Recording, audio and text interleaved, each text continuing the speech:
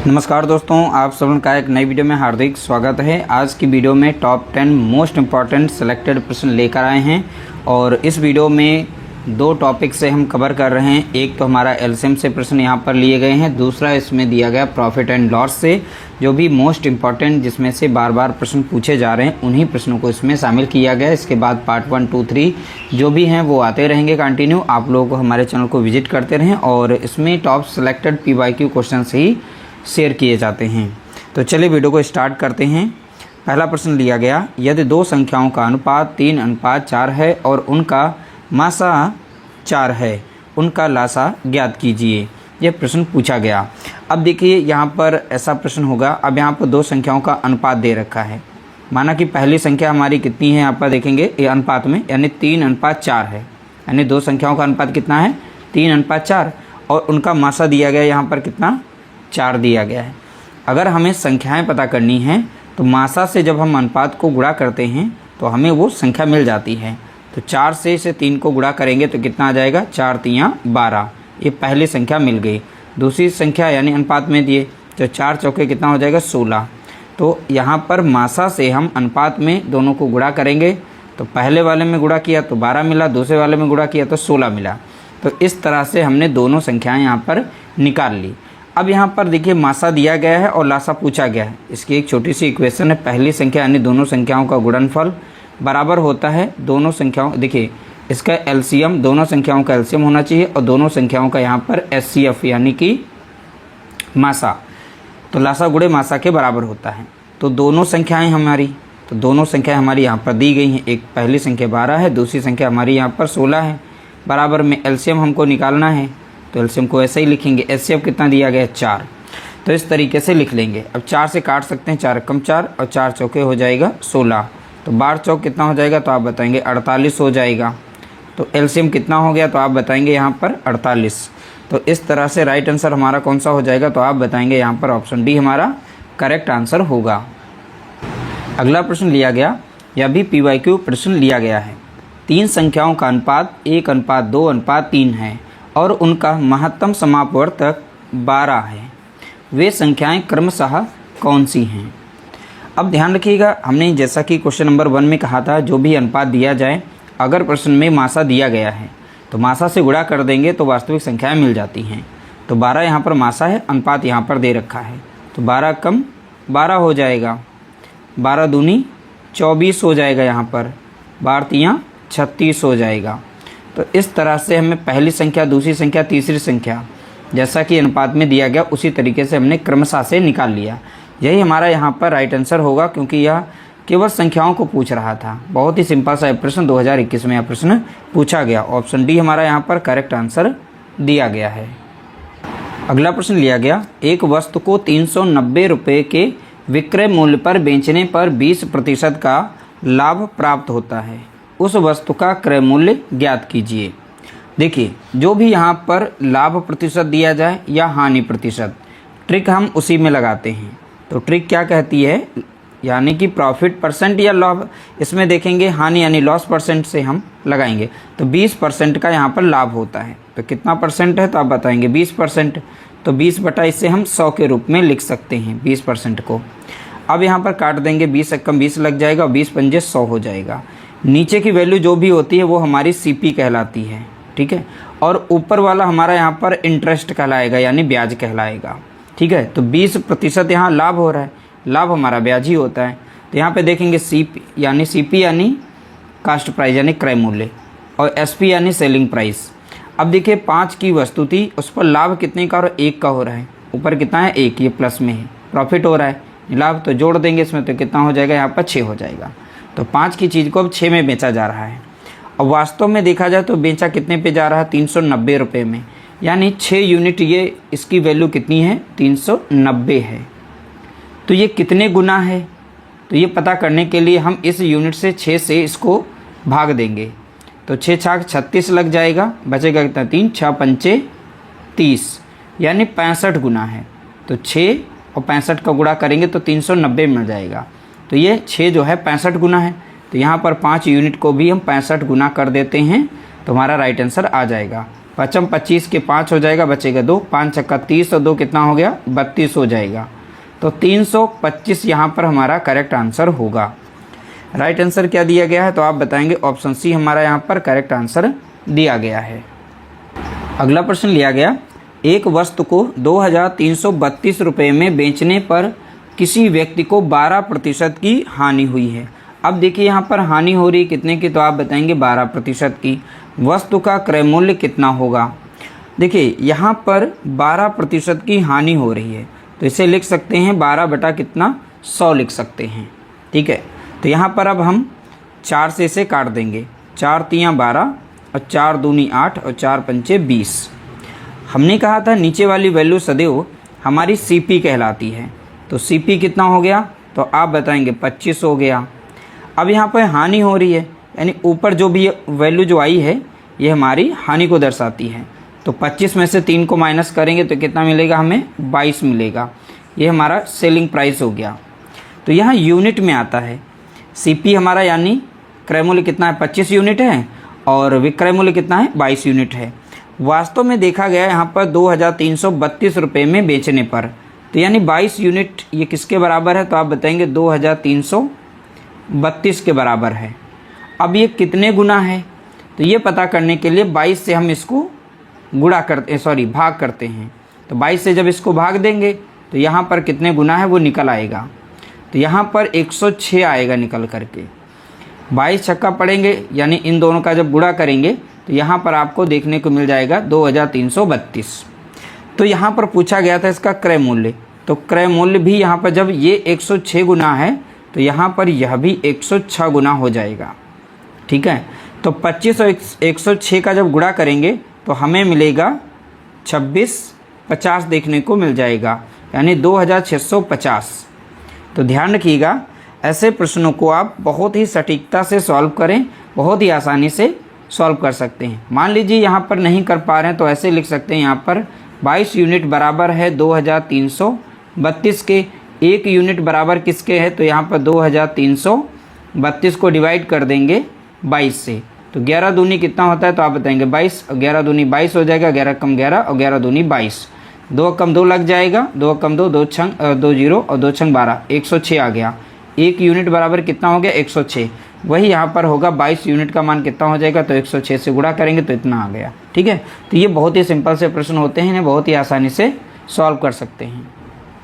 अगला प्रश्न लिया गया, यदि हानि 15% है तो क्रय मूल्य और विक्रय मूल्य का अनुपात ज्ञात कीजिए। देखिए यह हानि दी गई है प्रतिशत में, तो इसे हम लिख सकते हैं 15 बटा कितना 100, तो 5 तियाँ हो जाएगा 15, 5 दूना हो जाएगा 10, 0। तो नीचे वाली वैल्यू हमारी CP कहलाएगी, यानी CP यहाँ पर SP लिख देंगे, तो CP हमारा कितना यहाँ पर दिया गया 20। और देखिए 15% की हानि, तो ये हानि को दर्शा रहा है, तो इसमें से घटा देंगे।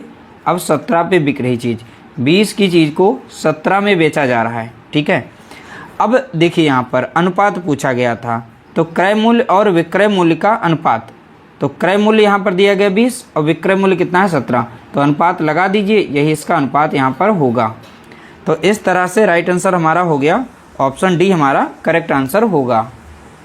अगला प्रश्न लिया गया, एक वस्तु को 4% तथा 12% के लाभ में बेचने पर विक्रय मूल्य में अंतर 3 रुपया है।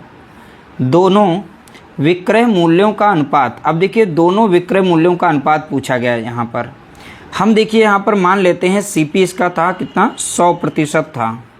ठीक है, अब सेलिंग प्राइस 1 ले लेते हैं, सेलिंग प्राइस 1 यानी पहली वस्तु यहाँ पर बेच रहा है कितना 4% के लाभ पर, तो 100% की चीज़ को 4% लाभ पर बेचेगा, तो यानी 104% पर उसे बेचेगा। दूसरा सेलिंग प्राइस इसका दिया गया, उस पर वो प्रॉफिट ले रहा है 12% का, तो 100% की चीज़ को अब वो बेच रहा है 112% पर। ठीक है, तो दोनों विक्रय मूल्यों का अनुपात पूछा गया, तो एक विक्रय मूल्य यहाँ पर फर्स्ट दिया है, ये सेकंड दिया है, सेकंड हमारा, तो इन दोनों का अनुपात पूछा था, तो 104 अनुपात 112 लिखेंगे यहाँ पर। इन दोनों को सॉल्व कर लेंगे। अब देखिए 4 से कट रही, 4 दूनी 8, 4 छंग 24, 4 दूनी 8 और 4 बटे 32, 2 से कट जाएगा, 2 कम 2, 2 तियाँ 6, 2 कम 2, 2 चौके 8, तो 13 अनुपात कितना हो जाएगा 14। यानी 14 इसका यहाँ पर ऑप्शन हमारा पहला करेक्ट आंसर हो जाएगा। 13:14 यानी ऑप्शन हमारा पहला राइट आंसर हो गया। अगला प्रश्न लिया गया, यदि एक कार और एक बाइक के मूल्यों का अनुपात 3:2 है और कार का मूल्य बाइक के मूल्य से 15,000 रुपये अधिक है, तो बताइए बाइक का मूल्य ज्ञात कीजिए। तो बाइक का मूल्य क्या होगा? अब यहाँ पर बाइक का मूल्य पूछा गया। देखिए, एक तो यहाँ पे कार है, दूसरी हमारी बाइक है। इन दोनों का अनुपात दे रखा है कितना? 3:2 दे रखा है। बोला गया यहाँ पर कार का मूल्य, यानी कार का मूल्य बाइक के मूल्य से 15,000 अधिक है। तो अनुपात में देखेंगे कितना अधिक है, यहाँ देखेंगे 1 यूनिट अधिक है। और रुपयों में कितना अधिक था यहाँ पर दिखाया गया है? 15,000। तो यानी 1 यूनिट बराबर किसके हो जाएगा? 15,000 के हो जाएगा। तो पूछा गया तो बाइक का मूल्य बताइए। 1 यूनिट बराबर है कितना? 15,000। 2 यूनिट बराबर कितना हो जाएगा? तो इसमें हम 15,000 से गुणा कर देते हैं। ठीक है, तो अब हमारा राइट आंसर कितना आ जाएगा? तो आप बताएंगे 30,000। ठीक है, क्योंकि यहाँ पर 1 यूनिट बराबर है 15,000, 2 यूनिट बराबर कितना? 2 से गुणा कर देंगे 15 में, तो यहाँ पर 30,000 आ जाएगा। इस तरह से हमें पता चला कि बाइक का मूल्य कितना है, तो आप बताएंगे 30,000 है। ऑप्शन बी राइट आंसर दिया गया है। अगला प्रश्न लिया गया, रीता ने 10 रुपये में 15 खिलौने खरीद कर 15 रुपये में 10 खिलौने बेच दिया। बताइए उसे कितने प्रतिशत लाभ या हानि हुई। अब देखिए, 10 रुपये में 15 खिलौने खरीदे। अब देखिए ध्यान से क्वेश्चन को सॉल्व करिएगा। पहले हम लिखेंगे वस्तु। देखिए शॉर्ट ट्रिक क्या कहती है, वस्तु लिखना है और फिर वस्तु का मूल्य इस साइड में लिखना है। तो वस्तुएं कितनी हैं? तो आप बताएंगे 15 वस्तुएं। अब 15 वस्तुओं का मूल्य कितना बताया गया? 10 रुपया। फिर अगले में बोला है 15 रुपये में 10 खिलौने बेच दिए। अब यहाँ खिलौने कितने बेचे हैं उसने? 10। तो वस्तु है यहाँ पर 10, कितने रुपए में बेचे हैं? 15। तो 15 यहाँ पर लिखेंगे। फिर आप इस तरीके से लाइन खींचेंगे, इस साइड से एरो बनाकर इस साइड में लिखेंगे, यानी इन दोनों को गुणा करके यहाँ लिखेंगे। 10 का गुणा करेंगे कितना हो जाएगा? 100 हो जाएगा। ये हमारा CP कहलाएगा। यहाँ पर इनका गुणा करेंगे 15 का, तो हमें मिलेगा 225 मिलेगा। ये हमारा SP कहलाएगा, सेलिंग प्राइस। अब अंतर कितने का हो रहा है? प्रॉफिट कितने का? 100 की चीज़ को 225 में बेचा जा रहा है, तो प्लस 125 रुपये का फ़ायदा हो रहा है। प्रॉफिट कितने का हो रहा है? 125 का। तो यहाँ पूछा था प्रॉफिट परसेंट, तो 125 का प्रॉफिट हुआ। किस प्रॉफिट सदैव भैया CP पर होता है। CP कितना था? 100। परसेंट निकालने के लिए 100 से गुणा करेंगे, 100 से 100 कटा, बचा कितना यहाँ पर? 125 ही बचा। तो 125% का क्या हुआ है? फ़ायदा हुआ है। ये बहुत ही सिंपल शॉर्ट ट्रिक है, बहुत ही आराम से आप इन प्रश्नों को सॉल्व कर सकते हैं। ऐसे प्रश्न बार बार पूछे जा रहे हैं।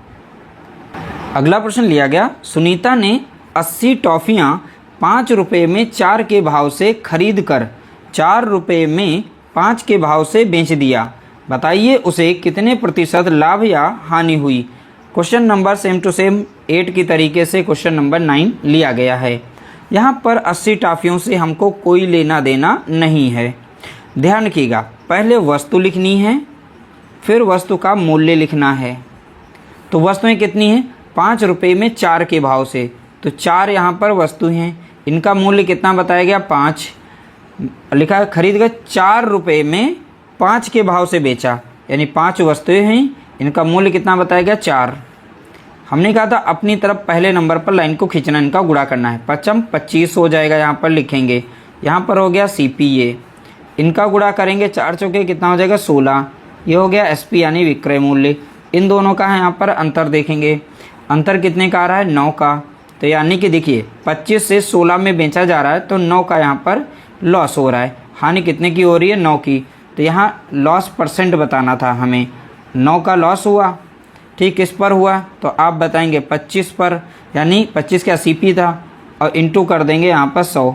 25 से कम 25, 25 चौका हो जाएगा 100, 9 चौक 36। तो 36% की हमें हानि हुई है। हानि कितने की हुई है? तो आप बताएंगे 36% की। ऑप्शन बी हमारा राइट आंसर दिया गया है। अगला प्रश्न लिया गया, एक दुकानदार ने जितने रुपए में 20 कलमें खरीदा उतने ही रुपए में 16 कलमें बेचा। दुकानदार को कितने प्रतिशत का लाभ या हानि हुई। यानी यहाँ पर कह रहा है दुकानदार एक दुकानदार ने जितने रुपए में 20 कलमें खरीदा, यानी सीपी क्रय मूल्य किसका 20 कलमों का क्रय मूल्य, तो सीपी ऑफ किसका 20 कलमों का, ऐसे लिख लेना है।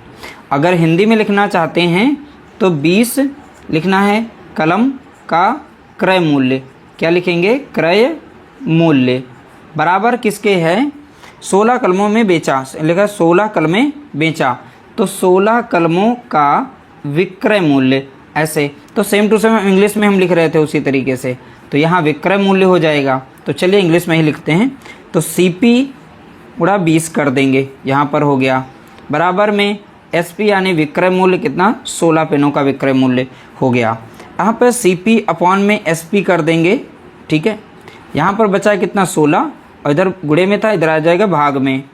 तो 16 की चीज़ को 20 में बेचा जा रहा है, तो प्रॉफिट कितने का हो रहा है 4 का हो रहा है।